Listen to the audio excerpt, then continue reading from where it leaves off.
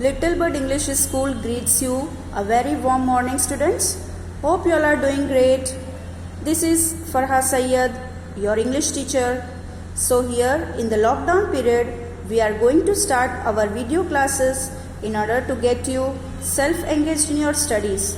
So from class 6, Honeysuckle book, I am going to present you the first chapter of the book, Who Did Patrick's Homework, written by Carol Murray.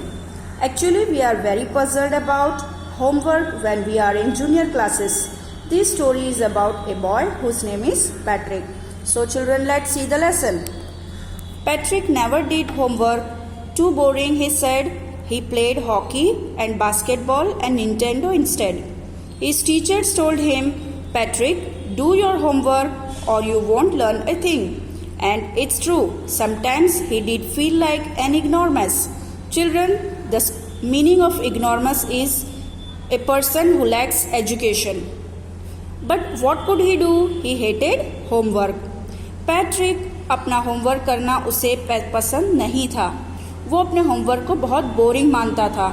उसको hockey खेलना, basketball खेलना और Nintendo खेलना बहुत पसंद था. उसकी teacher उससे बोला करती थी कि पैट्रिक, अगर तुम होमवर्क नहीं करोगे तो कुछ नहीं सीख पाओगे. और ये सही बात थी कि कभी कभी पैट्रिक अपने आप को इग्नोरमस फील करता था. वो क्या करता, क्योंकि वो होमवर्क को हेट करता था. Then one day he found his cat playing with a little doll and he grabbed it away. To his surprise, it was not a doll at all but a man of the tiniest size. He had a little wool shirt with old-fashioned breeches and a high tall hat much like a witch's. He yelled, "Save me, don't give me back to that cat. I will grant you a wish. I promise you that." तो एक दिन क्या हुआ, Patrick ने अपनी cat को एक doll के साथ खेलते हुए देखा और वो डॉल जो थी वो एक डॉल नहीं थी लेकिन एक मैन था जो टाइनीएस्ट साइज का था. और उस मैन ने जो था वो लिटिल वुल शर्ट पहना हुआ था, ओल्ड फैशन ब्रीचेस वाला और हाई टॉल हैट पहनी हुई थी जैसे कि एक चुड़ैल पहनती है. और उसने क्या बोला कि भाई मुझे बचाओ बचाओ और मैं इस बिल्ली के पास अब वापस जाना नहीं चाहता. मुझे अगर तुम बचा लोगे इस बिल्ली से तो मैं तुम्हारी विश को एक दिन ग्रांट करूँगा और मैं तुमसे ये वादा करता हूँ. Patrick could not believe how lucky he was. Here was the answer to all of his problems. So he said, only if you do all my homework till the end of the semester, that's 35 days. If you do a good enough job, I could even get S. तो Patrick इतना खुश था और वो believe नहीं कर रहा था कि क्या ये सच में मेरे साथ हो रहा है. तो उसने क्या सोचा कि भाई मुझे मेरे सवालों के जवाब यहाँ पे मिल गए. तो उसने बोला ठीक है, तुम मेरे जो भी होमवर्क मिलेगा मुझको वो तुम मेरा कंप्लीट कर देना end of the semester 35 days के जो दिया गया है वो. The little man's face wrinkle like a dishcloth thrown in the hamper. He kicked his legs and doubled his feet and he grimaced and scowled and pursed his lips. Oh, am I cursed? But I will do it.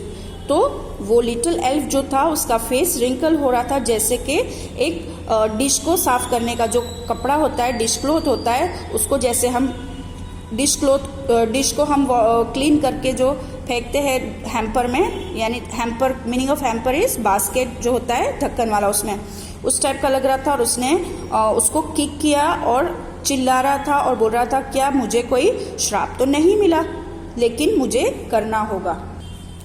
And true to his word that the little elf began to do Patrick's homework. Except there was one glitch. The elf did not always know what to do and he needed help. Help me, he would say, and Patrick would have to help in whatever way. तो ये सही words थे कि Patrick little elf जो था वो Patrick को homework करने में रेडी हो गया, लेकिन उसके पास में एक प्रॉब्लम थी कि वो अपने वर्ड्स जो था वो हेल्प उसे पढ़ाई में नहीं कर सकता था, उसको नहीं आता था. तो उसने क्या बोला कि भाई मुझे हेल्प करो और पैट्रिक जो था वो उसको हर तरह से हेल्प कर रहा था. I don't know this word, the elf squeaked while reading Patrick's homework. Get me a dictionary. No, what's even better, look up at the word and sound it out by each letter. मुझे elf ने बोला, मुझे कुछ पढ़ना नहीं आता है, इसलिए तुम जाओ और जाके डिक्शनरी लाओ और सही से वर्ड देखकर मुझे पढ़कर बताओ ताकि मैं तुम्हें समझा सकूं, मैं तुम्हें होमवर्क करने में हेल्प कर सकूं. So children, we will continue our lesson in next video. Till then, keep watching, stay home, keep learning. Goodbye.